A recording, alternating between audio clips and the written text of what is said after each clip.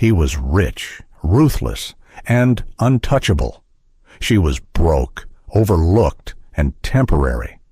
Maggie Blake didn't plan to stand out. She just needed a paycheck enough to cover her sister's medication and maybe keep the lights on for another week. But when she accidentally challenged the most feared CEO in New York, something shifted. Not in the company, in him. Thomas Becket built his empire by controlling everything: numbers, people, even public opinion. But what happens when the one person he couldn't predict refuses to play along? Would you stay in the game, knowing it could break you? Would you walk away from power, or from something that almost felt like love? This isn't a love story in the way we've been taught to expect. It's a story about courage, about choosing dignity over comfort, about what happens when two broken people stop pretending and start being real. If it stirs something in you, let us know in the comments. And follow our channel for more stories that speak to the quiet strength in all of us. Now, the story begins where most romances never dare to go with the truth. When your bank account says $27 and your pride says, keep going, you show up, no matter where you are. There was exactly $27.42 in Maggie Blake's checking account. She'd triple-checked that morning, holding her breath like the number might magically change if she stared hard enough. It didn't. She stood at the edge of 7th Avenue, her hands tucked deep into the pockets of a faded beige coat. Her heels pinched. The wind bit at her cheeks. Manhattan in early spring could still feel like winter if you were underdressed and overburdened. She wasn't sure what felt heavier, her bag with a 3-day-old banana and a tattered resume inside, or the quiet weight of knowing this wasn't where she thought she'd be at 32. A year ago, she was pitching educational tech ideas at investor meetings, drinking too much cold brew, sleeping too little, believing that passion could outrun bad luck.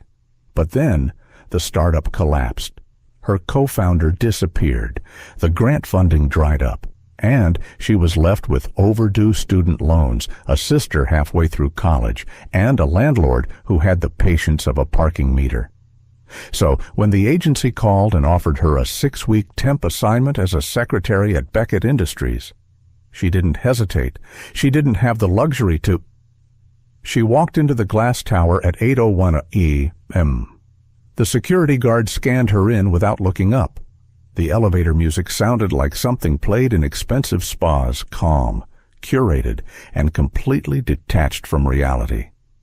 The 42nd floor felt like another planet. Every surface gleamed. Not a single desk had clutter. Everyone moved like they had somewhere far more important to be.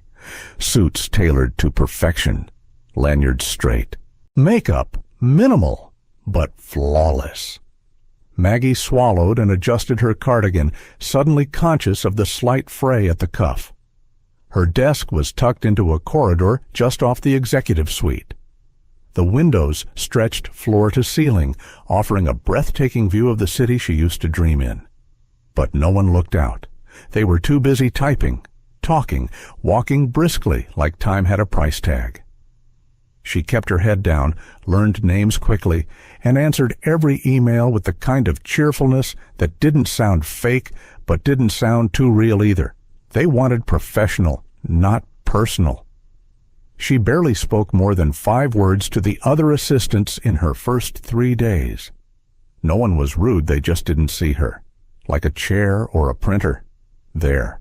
Useful, forgettable, and Thomas Becket, the CEO whose name sat in gleaming letters on the wall near reception. He hadn't appeared. Not once. But his presence, his rules, his voice on company memos, the way people straightened their backs when they passed his door, was everywhere. It was in the way no one left coffee mugs on their desks. It was in the silence that followed every meeting. The kind of silence that said, "Don't question the system." And Maggie, well, she had always had a problem with that. On the 4th day, A mandatory department-wide meeting was called. Topic: the newly updated productivity and scheduling policy, crafted, approved, and distributed directly from Mr. Beckett's office. The room was packed, fluorescent lights buzzing, coffee cups lined up like soldiers. Midway through the presentation, Maggie frowned. On the slide was a new system requiring team members to log their hours in 15-minute increments. No flexibility, no exceptions. Managers could revoke personal time without warning.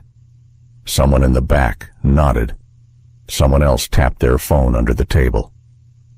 Maggie hesitated, then raised her hand. The speaker, a slim man in a navy blazer, looked surprised. He paused. "Yes," he said, reading her name tag. "Maggie." She cleared her throat. "Apologies, I'm new, but has anyone raised concerns about how this policy might affect team morale?" Heads turned. A few people blinked. Slowly, Maggie continued, her voice steady. "I mean, hourly logs down to 15 minutes. That implies you don't trust your employees to manage their own time. And revoking personal breaks. It feels, well, more like punishment than productivity." A long silence followed. Then a polite cough. The speaker gave a tight smile. "Thank you for your feedback," he said crisply, and clicked to the next slide. After the meeting, no one looked her in the eye.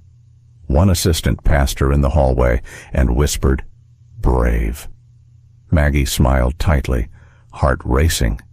That night, she updated her resume. Again. By noon the next day, she expected her contract to be terminated. But instead, her office phone rang. It was HR.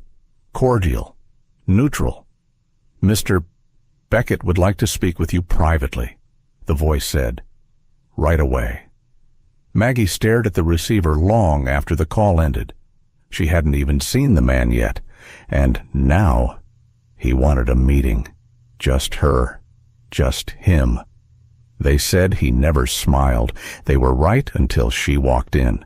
The office of Thomas Beckett was nothing like Maggie had imagined. It wasn't the dark, intimidating corner suite she'd pictured. No mahogany walls or roaring fireplaces. No oversized desk made to look like a throne. Instead, it was bright, sparse, too quiet.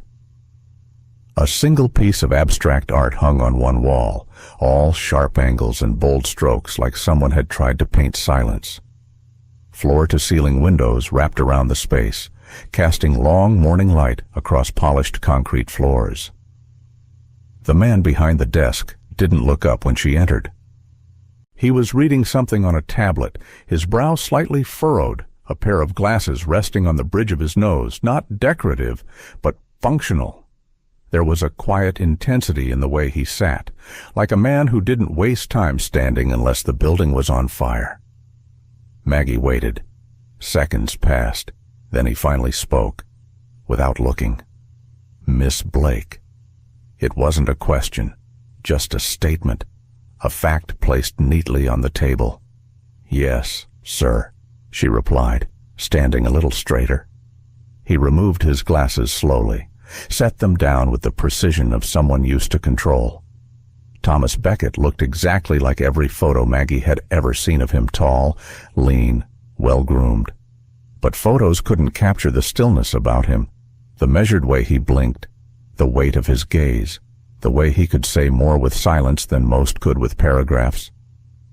"You've made quite the impression." "I didn't mean to," Maggie replied honestly. For the first time, his expression shifted. Not a smile, but something in the corner of his mouth twitched, almost amused. "Almost. That's precisely why you did," he said. She waited for him to explain, unsure if she was being reprimanded or promoted. He stood and crossed to the window, hands folded behind his back. "Beckett Industries is not in the business of being liked, Miss Blake. But lately, public perception has become more delicate. He said the word like it tasted foreign. She followed his gaze out the window, rows of gray rooftops stretching into the morning haze. "You've heard the rumors," he said, without turning. "About me." It wasn't a question. "I don't believe everything I read," she replied carefully. "Good, then you're already smarter than most of my PR team."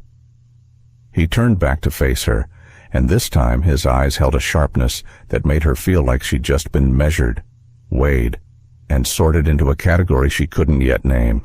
"You're not here to answer phones," he said. "Or file meeting notes. I don't need another assistant with perfect posture and no opinions." Maggie opened her mouth, but nothing came out.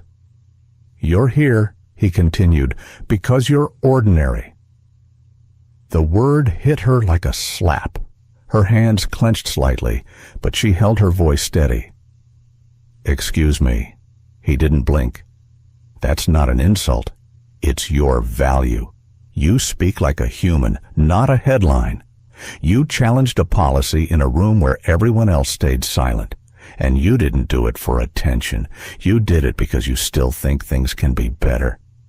"I do," she said slowly, "even when it's inconvenient." He nodded. "Exactly." He walked past her to a credenza and poured himself a cup of black coffee. Didn't offer her one. "I need someone the staff trusts. Someone who can communicate with warmth." The word sounded odd coming from him, like a borrowed term from a foreign language. "You want me to be your internal voice?" she asked. "I want you to be a buffer," he said bluntly, "between me and the people who think I don't care."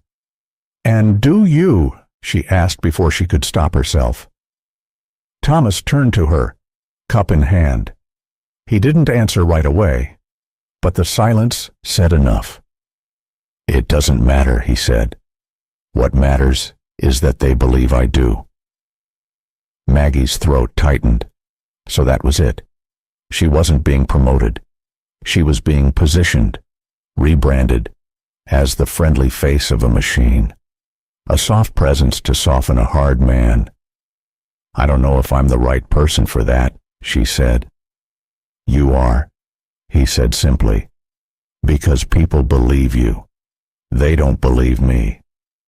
There was something in his tone not desperate, not pleading, but undeniably honest, and somehow that made it worse. "You're using me," she said quietly. Thomas didn't deny it. Instead, he stepped closer, setting the coffee down, eyes meeting hers with quiet gravity. "You'll be compensated accordingly. A full-time contract. Benefits. Whatever number you were hoping for, double it." Her heart stuttered. He wasn't bluffing. He didn't need to. Maggie thought of her sister, Lily, waiting tables part-time while juggling biology classes and unpaid internships. Rent was due again next week. The car needed repairs. Their mother's old piano lessons still carried a monthly loan fee they couldn't quite shake. She had sworn she wouldn't compromise her values again, not for a paycheck, not after what happened with the startup. But this wasn't selling out. This was surviving. Still, the line felt thin, too thin. "I'll think about it," she said softly. Thomas nodded once. "You have until the end of the day." He turned away, already reaching for his tablet again. The conversation, in his mind, was done. Maggie walked to the door, paused, then looked back at him, the man behind the name, behind the silence, behind the headlines. There was no kindness in his posture, no warmth in his expression. But just before she left, she thought she saw at the faintest flicker of something in his eyes. Not regret, not doubt, just tiredness. In the elevator, Maggie pressed the button for the ground floor with a trembling finger. Her reflection in the mirrored wall stared back at her, uncertain. How far would she go to keep the lights on? And what would it cost her to stand so close to power without losing herself in its shadow? You don't have to like someone to learn from them, but sometimes you end up doing both. The first time Maggie rode in the back seat of Thomas Beckett's car, she noticed that silence followed him like a loyal shadow, not the heavy kind that came from discomfort. His silence was calculated neat, structured, like every word he ever spoke had first passed through 5 layers of internal editing before being allowed out into the world. Maggie wasn't used to that kind of quiet. Not after years of startup chaos, co-working spaces, and late-night pizza debates about app launches and branding pitches.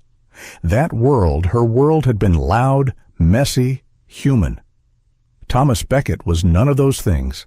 Their first public event together was a fundraising luncheon for city school libraries, the type of event where people smiled too much and complimented each other's philanthropic commitments, all while quietly comparing stock portfolios. Maggie stood beside Thomas as he moved from handshake to handshake, his posture impeccable, his eyes alert yet distant. He didn't fumble, he didn't falter, but he didn't connect either. When a reporter asked about his recent investments in educational reform, he delivered a textbook-perfect answer. Measured, on message, uncontroversial. Yet Maggie could feel it. The room didn't warm to him. Afterward, in the car, she glanced over and found him staring out the window, fingers drumming lightly on his knee. Not nervously. Mechanically. You don't actually like those events, do you? She asked before she could stop herself. Thomas turned his head slowly. Liking isn't required. Results are, and just like that, the wall went back up. Over the following weeks, Maggie shadowed him through more events, internal briefings, nonprofit meetings, media lunches, always professional, always calm, always controlled. But the cracks showed, if you knew where to look. The way his shoulders tensed slightly before every public appearance, the way he avoided small talk in the elevator, the way he declined every after-hours drink invitation, retreating to his office long after the last assistant had gone home. Maggie began working late, too. Not to impress him, but because something inside her wanted to understand the machinery of him, of the company, of this strange new world she'd landed in. One night, just after 9 p.m., she passed the executive lounge on her way out and spotted him inside alone, jacket off, sleeves rolled up, a glass of scotch untouched beside him. He was reading a handwritten letter, not printed, not digital real pen on real paper. She paused only a second before continuing past, but something about the moment stayed with her. The stillness, the solitude, the fact that even power, when stripped of its armor, looked a lot like loneliness. That weekend, Maggie stopped by the office on a Saturday morning. She wasn't required to, no one had asked her to, but she had a hunch the internal communication site needed serious cleanup. Employee announcements hadn't been updated in weeks, and if Thomas wanted to improve morale, someone had to start with the little things. To her surprise, the security desk had a visitor signed in just before her, Jeremy Beckett. She ran into him near the elevators. He looked startled, then smiled warmly when he recognized her. "Ah, you're the new Maggie," he said. "Thomas actually mentioned you." "That's rare." She tilted her head, curious. "Good rare, or..." Jeremy chuckled. "He said you don't tolerate nonsense. That's probably the highest compliment he gives." They chatted for a moment about shared work chaos before Jeremy mentioned something that made Maggie pause. "Tell him Mom's birthday dinner is still Tuesday. Same place. Not that he'll show up." She blinked. "He's not coming." Jeremy shrugged, but the weight behind it felt heavier than indifference. "He hasn't come in 4 years. Says she wouldn't know what to say to him anyway." He offered a parting smile and stepped into the elevator. Maggie stood there for a long moment after he left. It didn't line up. The Thomas she saw at work was rigid, but capable, cold, but competent, but estranged from his own mother. That suggested wounds deeper than ambition could explain. The next Tuesday evening, after yet another press briefing, she found herself beside him again in the car. Rain dotted the windows, the world outside blurred and gray. Maggie broke the silence. "Do you ever take a day off?" Thomas didn't look at her. "I work from home on Sundays." "That's not a day off. That's just a different kind of working." He didn't answer immediately. For a second, she thought he wouldn't at all. Then, softly, not bitterly, just honestly, he said, "I don't know what I'd do with one." That landed harder than she expected. Maybe. Start with breathing, without a meeting attached. Still no response, but something in his eyes shifted.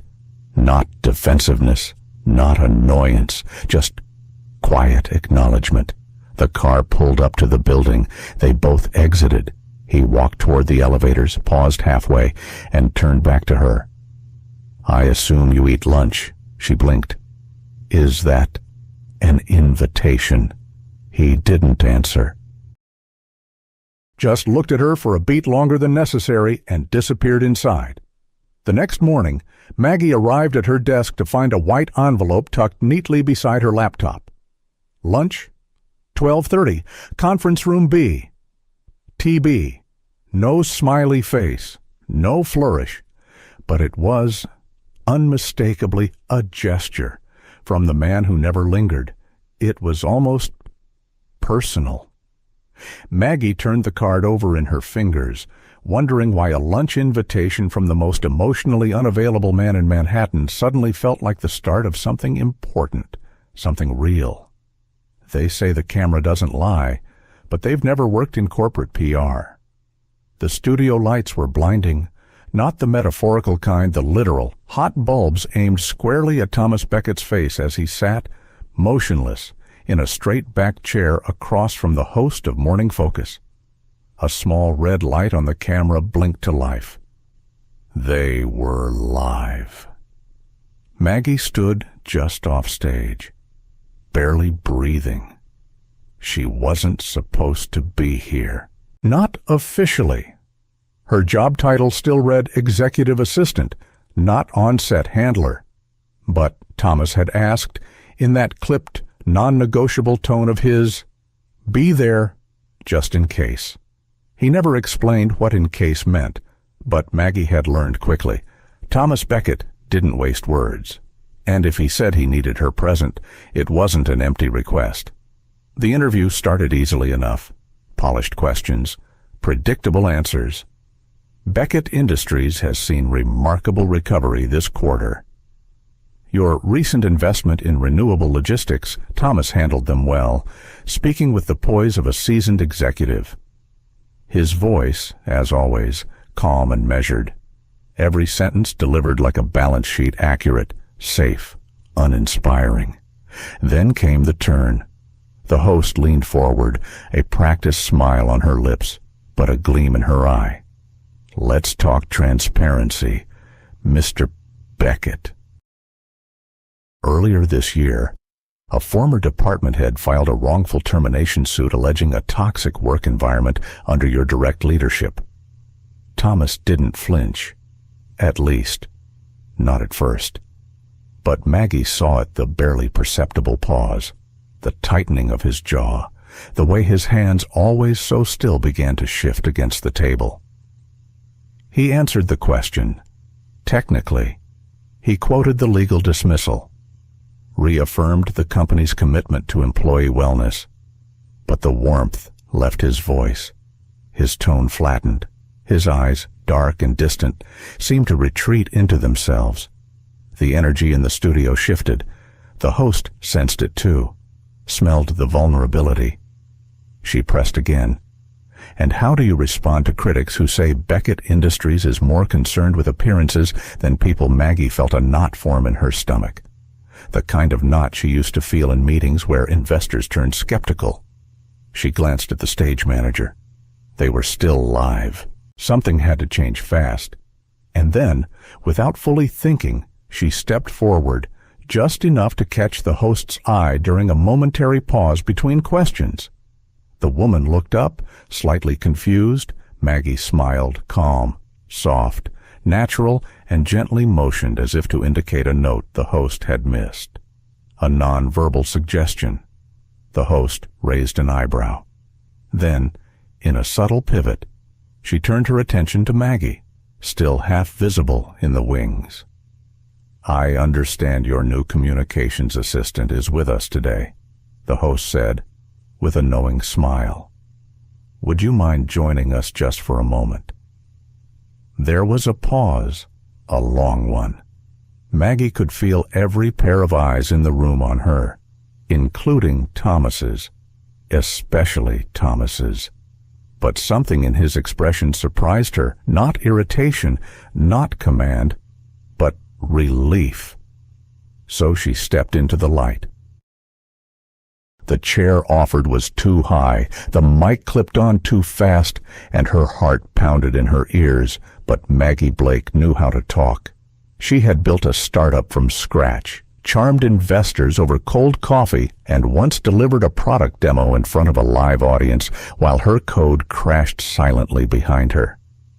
So she smiled, steady and real, and told a story. "My mother used to plant persimmon trees," she began, answering no question in particular, just gently guiding the moment away from the heat. She'd say they were stubborn. You had to be patient. For 2 years, maybe 3, they'd give you nothing but leaves. But when they did fruit, oh, they were the sweetest thing. The host leaned in, intrigued. "And what does that have to do with Beckett Industries?" Maggie glanced sideways at Thomas. His profile was still, but his eyes, those eyes softened at the edges. She turned back to the host. "Some companies and some people don't bloom on someone else's timeline. Doesn't mean they don't care. Just means they need space to grow on their own terms." The room held its breath. Then Thomas laughed. Quietly. Genuinely. It was short, but it was enough. The camera caught it, the rarest of moments, the ruthless CEO smiling. Not forced, not rehearsed, just human. The interview wrapped shortly after. The host thanked them both, and the light on the camera dimmed, the moment they were off air. Thomas stood and stepped aside with Maggie, away from the crew. "You didn't have to do that," he said. "I know." He studied her for a moment, eyes unreadable. Then, almost under his breath, "My mother used to make persimmon jam." Maggie blinked. "You're kidding." "No," he said. "It was terrible, but she insisted on giving it as Christmas gifts. People were too polite to complain. They both smiled. The second genuine smile in 10 minutes. A record." By the time they got back to the office, the clip had already been shared on LinkedIn, retweeted by business analysts, and added to a dozen top CEO moments lists. The head of internal communications flagged it as a golden moment of relatability. PR called Maggie the key to the turnaround. Suddenly, her inbox was flooded with meeting invites, press queries, and quick coffee chats from executives who hadn't known her name last week. And as she sat back at her desk, processing it all, she realized something unsettling. They hadn't just seen Thomas differently today, they'd started seeing her differently, too. A new light was shining on Maggie Blake, brighter than she'd asked for. And sometimes, light can burn. If something feels too real to be fake, maybe it isn't fake at all. The soft clink of glasses and the low hum of jazz floated through the rooftop air like a memory half-formed. It was a Thursday night, early spring, the kind of evening when Manhattan felt gentler, less like a machine and more like a place where people fell in love slowly, without realizing it. Maggie stood by the stone railing of the terrace, arms folded loosely, watching the lights of the city blink like sleepy eyes. She'd been at Beckett Industries for just under 3 months, long enough for routines to form, long enough for boundaries to blur. Thomas had been inside moments ago, thanking the nonprofit board for their partnership, his voice calm and composed as always. But when he stepped out onto the terrace to join her, the weight around his shoulders seemed to drop just a little. "You always look more comfortable outside than in," he said, settling beside her, "just close enough for warmth." "I don't do well in rooms where people clap too easily," Maggie replied with a small smile. "Makes me nervous." Thomas let out a quiet breath that could have been a laugh. Same. For a moment, they said nothing. They didn't need to. The conversation that followed was unlike anything they'd shared before. There were no corporate updates, no briefing notes or event schedules, just truths. Thomas spoke first. He told her about a house with no heat in the winter, about a father who drank through every paycheck, a mother who waited tables until her hands trembled at night. "My first job was washing dishes at 13, he said, eyes fixed on the skyline. Not because I wanted spending money, because we needed heat." Maggie listened quietly, her throat tight. She told him about the loan she'd taken for college, how she'd signed the papers with shaking hands and no cosigner, how the financial aid office smelled like cheap paper and floor wax, and how, for years, every decision she made had been shadowed by the interest rate attached to her name. "I remember walking home from my first part-time job with $23 in tips," she said. "I held that money like it was sacred. Like it meant I was doing okay, even when I wasn't."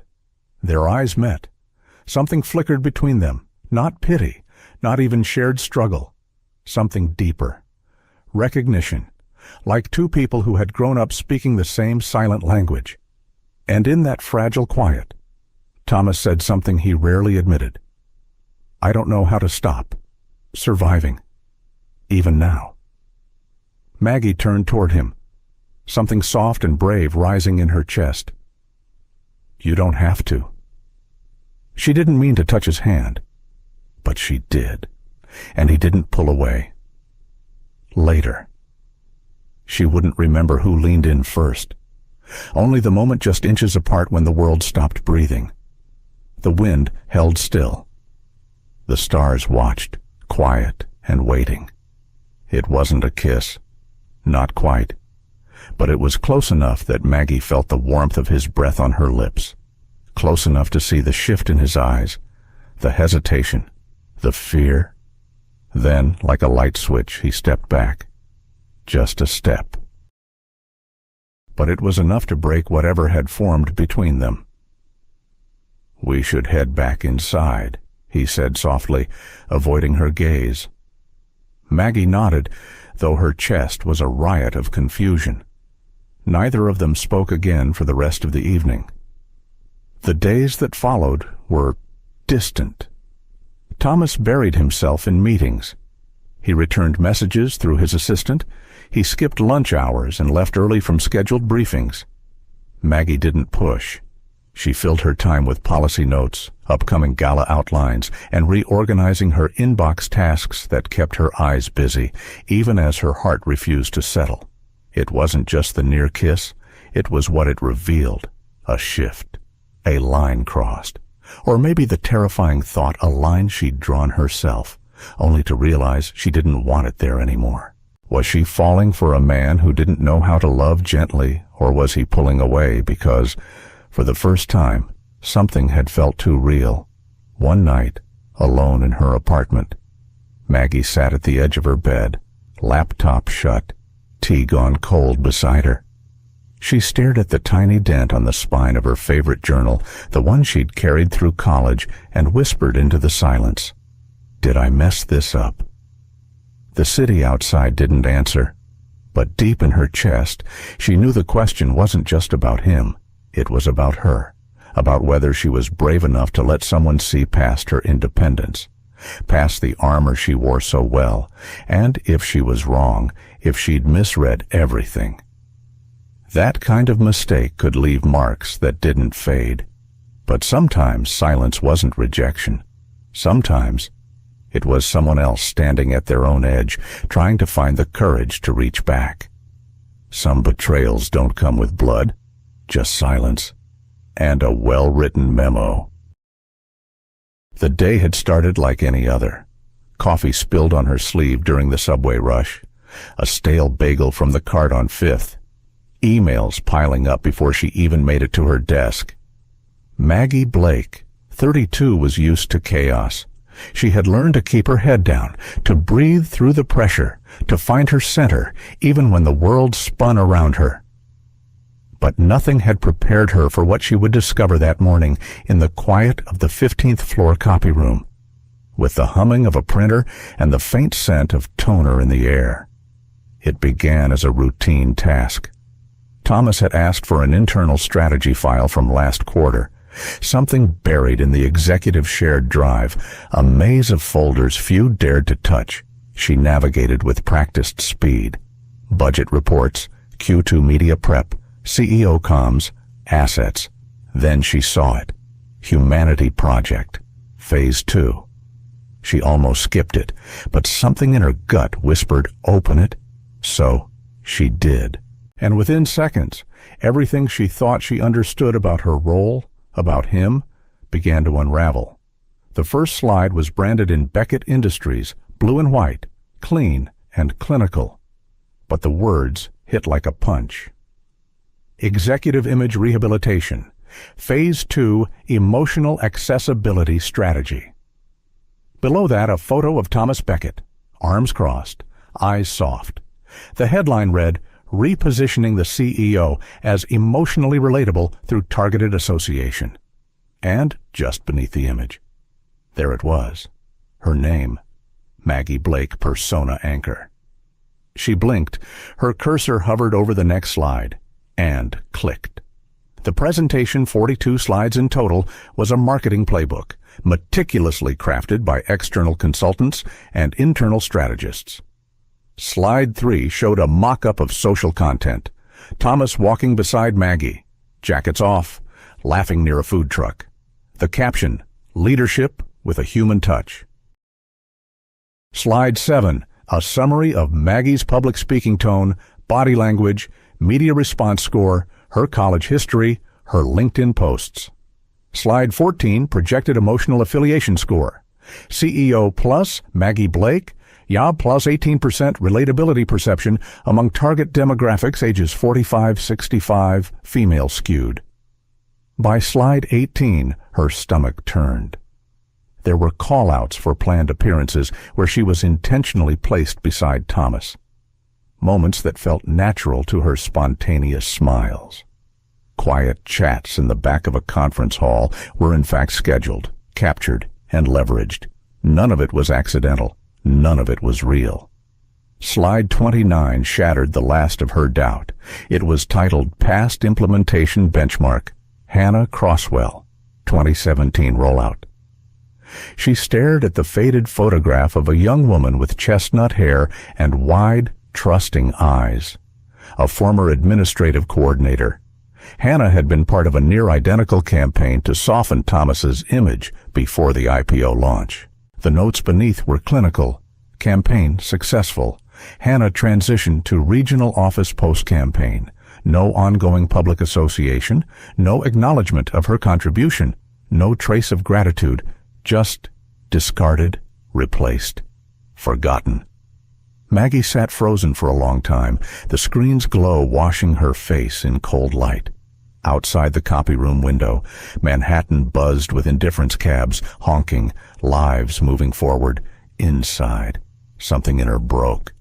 Not loudly, not with rage, but with a silence so sharp it felt like glass cracking inside her chest. She wasn't just a secretary. She wasn't just a convenience. She was a strategy, a name on a slide, a prop in a story someone else wrote. And somehow, the man who had told her about his childhood, who had laughed with her on rooftops, who had once almost kissed her on a rainy night. He knew. Of course he knew. He was the CEO. She walked briskly to her desk, passing co-workers who smiled, nodded, unaware of the earthquake inside her. She didn't speak, didn't cry, but her fingers trembled as she opened her laptop. To Thomas, Beckett of Beckett in calm subject resignation body, I won't be anyone's brand, it's Maggie. She read it once, then hit send. There were no goodbyes, no last looks. She simply took her coat, stepped into the elevator, and left. Upstairs, in the quiet of his corner office. Thomas Beckett stared at his screen. Her message was only 12 words long, but it said more than any meeting, any press release, any televised charm offensive. He didn't move, didn't reach for the phone. Because she wasn't wrong. She was right, achingly, brutally right. And the worst part, he had let it happen. Maggie walked away with nothing but her name, but it was hers. And Thomas, for the first time in a very long time, didn't know how to fix what he had broken. You don't need to disappear to leave someone behind. Just stop showing up in their world. The building didn't look like much from the outside. A faded brick facade, paint peeling at the corners, a front door that creaked every time someone walked in or out. No receptionist, no security guard. Just a single sheet of paper taped to the wall beside the entrance Rise Center for Women in Futures. But inside, it felt alive. The kind of alive that came from laughter down the hallways, mismatched chairs, and half-full coffee mugs forgotten on tables during deep conversations. It smelled like old textbooks, dollar store lavender air freshener, and the sharp confidence of young women beginning to believe in themselves. Maggie Blake belonged here. She hadn't planned to stay long when she first showed up. She just needed something quiet, something real, something far away from elevators that smelled like steel and perfume and power. She'd found Rise through a friend of a friend, a small nonprofit teaching life and tech skills to young women who had grown up on the margins, foster care, group homes, shelters, the ones no one expected much from. Now she spent her days helping them craft resumes, build websites, present themselves in interviews, and, sometimes, on slower afternoons. She told them stories about failing forward, about rebuilding from nothing, about saying no, even when your voice shakes. They didn't know where she came from. Not really.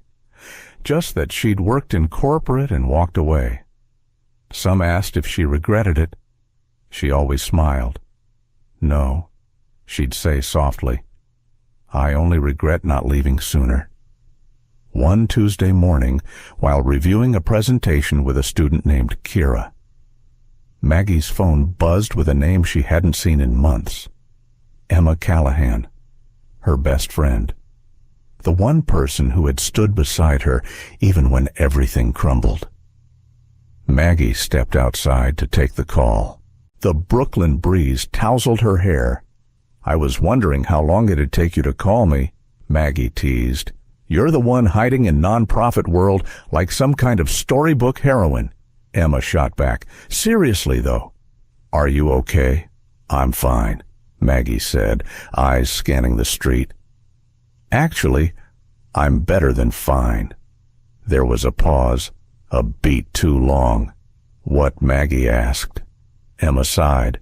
I wasn't going to tell you, but you deserve to know. Maggie leaned against the railing. Know what he's been funding the center? Maggie's breath hitched. What, Thomas? Emma said. He made a private donation a month ago. Quiet, no name attached publicly. But the foundation records, he didn't even bother hiding it that well. Maggie closed her eyes. Emma continued. He didn't ask them to contact you. Didn't ask for meetings. Just signed the check, gave them a long-term pledge, and disappeared again. Silence stretched between them. Maggie's voice came soft. Why would he do that? Emma didn't answer right away. Then, gently. Because some people say sorry with actions, especially the ones who don't know how to say it out loud. That night, Maggie stayed at the center later than usual. The students had gone home, the lights dimmed in the main room. She sat by the window, sipping lukewarm tea, her mind tangled in threads she hadn't pulled on in weeks. She'd tried so hard to move on. She laughed more now, slept better, woke without checking her email before her feet hit the floor. But still, there were moments when she missed the quiet tension in his voice, the way he'd glance sideways when he was thinking too hard, the way he had almost kissed her. She never told anyone how close they'd been. Not really. It was easier to pretend it had just been business, easier to rewrite the memory than admit how much it had meant. But now, knowing he hadn't let go completely, that he'd still tried to help her world, even from afar, made it harder to keep that distance intact. The next morning, Maggie arrived early to prep for the new intake group. The sun hadn't fully risen yet, and the streets were still quiet. Brooklyn had a different rhythm than Manhattan, slower, softer, like a heart that had healed from something broken. She carried 2 coffees, one for her, one for Kira, and fumbled with the door key while balancing the cups. Something caught her eye across the street. A figure, still, alone. He didn't move, didn't wave, but she knew, even from this far away, even in the blur of morning fog and traffic lights, she knew that posture, the coat, the quiet way he occupied space without demanding it.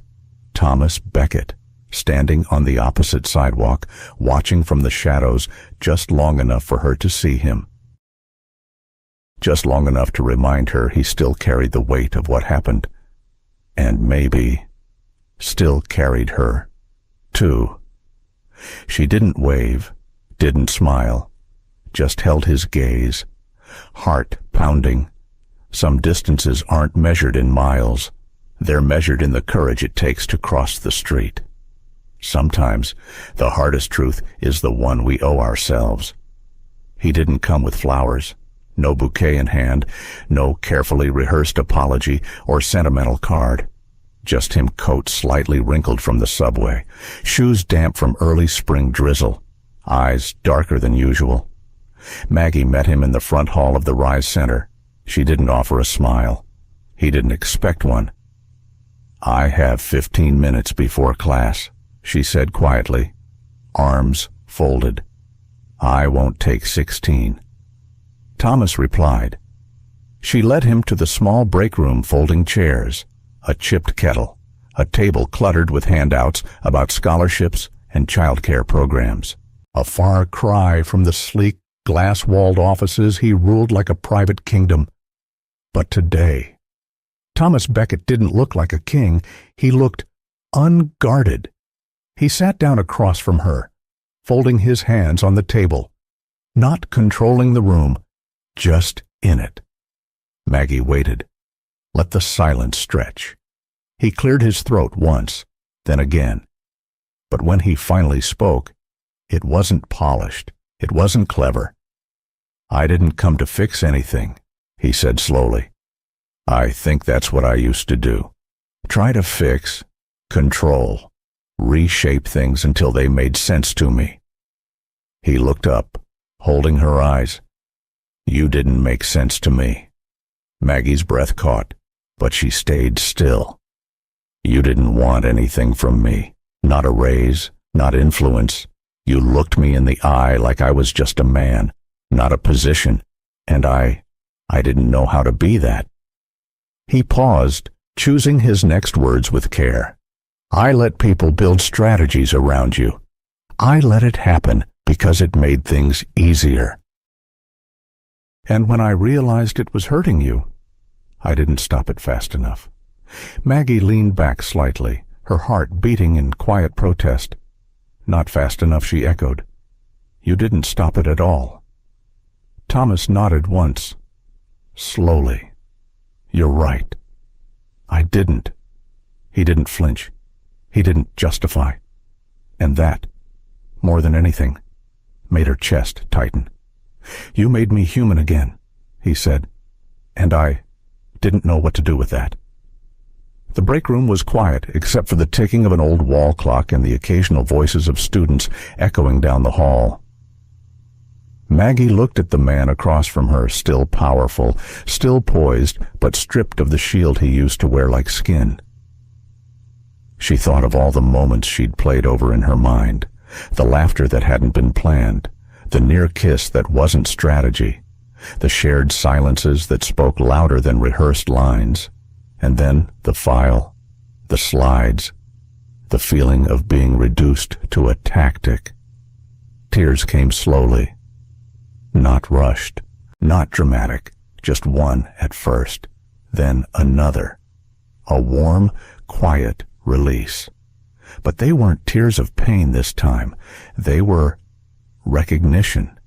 Because for the first time, he wasn't trying to use her. He was simply trying to see her. "I didn't want to cry in front of you again," she whispered, swiping at her cheek. "I didn't come here to make you cry," he said, "but maybe it needed to happen. Maybe I did too." She shook her head, half laughing, half trembling. "You really are bad at apologies. I'm worse at goodbyes." That made her laugh soft, reluctant, real. For a long moment, they just sat there. Two people who had hurt and been hurt. Two people who had crossed a line, then drawn it again, not knowing where to go next.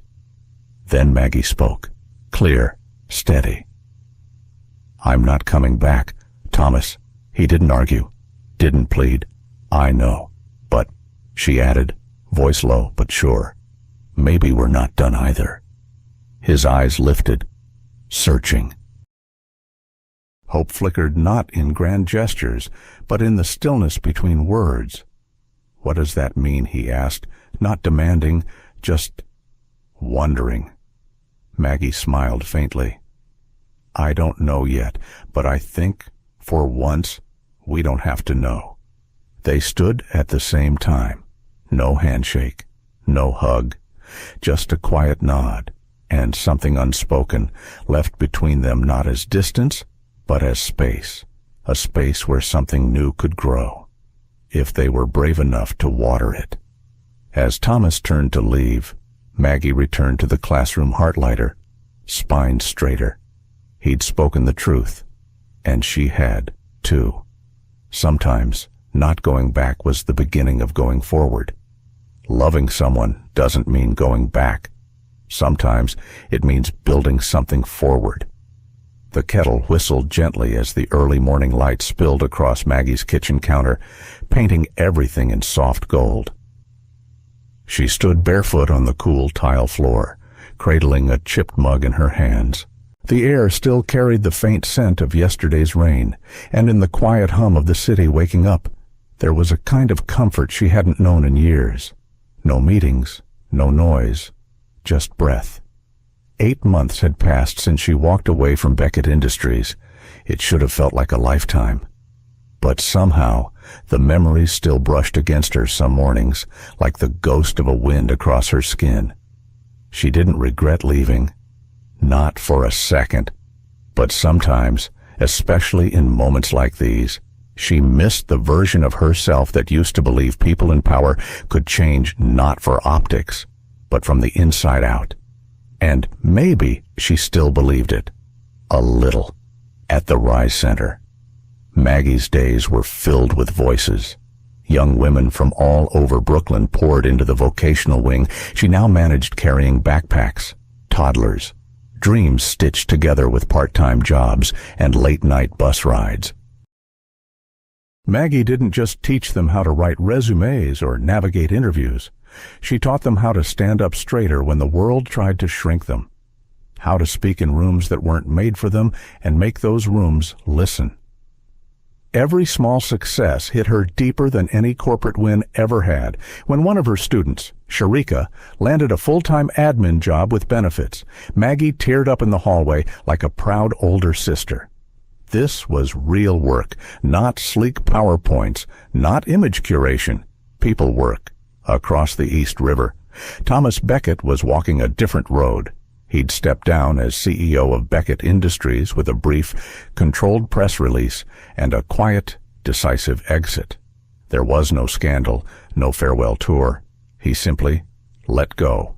In the following months, he disappeared from headlines, but not from the world. Instead, he reemerged with a private foundation. The Beckett Initiative aimed at funding social impact ventures and nonprofit partnerships. He kept the name simple. He kept his presence quieter still. No gala dinners, no TV segments, just grants, site visits, and handwritten notes to every founder who received support. He visited community bakeries, re-entry programs, startup classrooms in church basements. He listened more than he spoke, and sometimes, in private boardrooms far from cameras, when people asked what changed his perspective, he would pause and then say, simply, "Someone I hurt made me human again." They hadn't seen each other since that last conversation. No calls, no messages, just space, but not distance, because their work kept crossing in small, silent ways. The Rise Center had received a grant from an unnamed donor 3 months ago, just enough to upgrade their computers and hire another counselor. Maggie didn't ask. She didn't need to. Sometimes gratitude didn't require an address. One late afternoon in May, Maggie stayed after hours to help a new intake group finish a budgeting project. When the last girl left with a fistful of job fair flyers, Maggie leaned back in her chair, rubbing the tension from her temples. She was tired, but it was the kind of tired that meant something. That same evening, a folder marked Community Summit, June, landed in her inbox. She clicked without thinking. It was a formal invitation from the New York Center for Social Change asking her to be the keynote speaker for an upcoming citywide summit titled Building with Kindness, A New Era of Leadership. She read the title again. Kindness. That word had carried so much weight in her life. And lately, it didn't sound soft anymore. It sounded brave. She kept reading. Date June 17th, location Midtown Convention Hall. Confirmed speakers: Maggie Blake. Keynote: Dr. Denise Howard, moderator. Councilwoman Jane Lim. Thomas Beckett, guest panelist. Her breath caught. There it was. Just a name on a list, but it stirred something. Not fear, not confusion. Just something unfinished. That night, she couldn't sleep. She made tea at midnight, sat by the window, and let the city lights blur. The Maggie from a year ago would have avoided the event entirely. But the Maggie now, she wasn't hiding from her own story anymore, because she had built something without needing to prove anything to anyone, and so had he. Different paths. But maybe, just maybe, headed in the same direction. She folded the invitation and tucked it into her notebook. Across town, in a quiet brownstone office lit only by a desk lamp. Thomas did the same. Neither knew what would be said, but both knew it was time. Some moments don't need music, flowers, or a stage. Just two people, brave enough to begin again. The hall was quiet. Not silent, but quiet in the way that mattered. The kind of quiet where every word carried weight, where people leaned in, not out of politeness, but because something true was being said. Maggie stood on the stage, hands calm by her sides, the warm light softening the edge of her silhouette. She didn't use a script. She never did. Her voice was steady, low, but clear. "I used to think the hardest part of life was failure," she said. That somehow if I could just work hard enough, learn fast enough, prove myself to enough people, I could outrun it. She paused, let her breath settle. But then I learned something harder than failure being used. The room didn't move, and harder still choosing to believe in people again. After that, a few nods in the audience. One woman wiped her eye with a napkin. Maggie smiled. Just a little. You see, dignity isn't loud. It's not something people clap for. It's not trending. It doesn't always get recognized. But it's what keeps you whole when the world tries to carve you into pieces. Her gaze lifted toward the back of the room. Just for a second. I'm not standing here because I was lucky. I'm standing here because I kept showing up even when it was quiet, even when no one was watching. Applause came slowly at first, like rain starting on a rooftop. Then it built, honest and full, and somewhere behind it all, Maggie took a long breath in and let go of the last thread of needing to prove anything. Backstage was a rush of handshakes and thank yous, a blur of faces, old colleagues, young students, even Emma, who threw her arms around her. "That was perfect," Emma whispered. "That was you." Maggie smiled. "I almost didn't come." "You always do," Emma said, "when it matters." Then, through the hallway's crowd of well-wishers and staff, Maggie saw him. He wasn't wearing a suit, just a simple gray shirt, sleeves rolled, no tie. And on his face, not the guarded half-smile she remembered from boardrooms, not the camera-ready expression from PR playbooks, but something real, open. Thomas Beckett, leaning just slightly against the far wall, as if he knew she'd find him. And when she did, she didn't run. She walked, slow, steady, not like someone rushing toward a fairy tale, like someone walking toward the truth, finally ready to meet it. They stopped a breath apart. Neither of them spoke first, and yet everything was already said. He looked at her not with regret, not with guilt, but with quiet knowing. And then, softly, simply, "I never stopped waiting." Maggie's eyes shimmered. She didn't need to ask what he meant. She'd known it the moment she saw her name on that invitation. She reached out, her hand resting lightly on his shoulder, not for balance, not for drama. Just contact, human, warm. He stepped closer. And without another word, he leaned in, not quickly, not timidly, and kissed her. It wasn't for show. There were no cameras, no consultants, no angles, just a kiss, gentle, earnest, long overdue, and wholly, completely theirs, somewhere nearby. Emma turned away with a quiet grin. Across the room, a Rise Center alumna named Sharika snapped a photo of Maggie, thinking only of how proud she was to see her mentor that happy. And no one said a word to interrupt, because some reunions don't need narration. They just need two people brave enough to try again. Later that evening, when the lights dimmed and the crowd dispersed, Maggie and Thomas sat on the convention stairs, finishing cold coffee and passing a granola bar between them like teenagers on a school trip. They didn't talk about the past, not in detail. They didn't make promises or draw up plans. They just sat and let the stillness hold them. In the weeks that followed, their lives didn't fuse into one overnight. Thomas continued building the Beckett Initiative, funding ideas that might never get mainstream attention, but mattered anyway.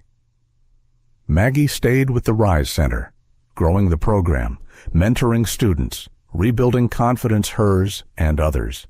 But now, sometimes, they met on Sundays, walked through quiet parks, talked about books, not business, shared dinners in old diners where nobody asked for selfies. And on one of those nights, as they lingered over pie, Maggie looked at him and said, "I don't want to go back." Thomas nodded. "We're not." And that was it. Not starting over, just beginning together. Sometimes the hardest battles are the ones no one sees. Maggie's story reminds us that strength isn't always loud, and that walking away doesn't mean giving up. It can mean choosing your dignity over your comfort, your peace over your paycheck, your truth over someone else's narrative. As we age, many of us carry quiet regrets, words we didn't say, boundaries we didn't set, parts of ourselves we put aside to fit into someone else's version of success. But it's never too late to choose differently. to begin again, to believe that being honest, even when it's uncomfortable, is a kind of power. That kindness, when it's not for show, is a kind of revolution. And that sometimes healing doesn't come from being rescued, but from being seen. So whether you're at the beginning of a new chapter or deep into one you never expected, may this story remind you. You are allowed to rewrite your path. You are allowed to walk away and still find love, waiting, not in spite of who you are, but because of it. Thank you for spending your precious time with this story. If it touched your heart, even just a little, we'd be so grateful if you gave it a like, shared it with someone you care about, and subscribed to our channel. Every story we tell is made with heart, and your support helps us keep going one soul-stirring story at a time. From all of us at Shining Stories, thank you for listening. We'll see you in the next one.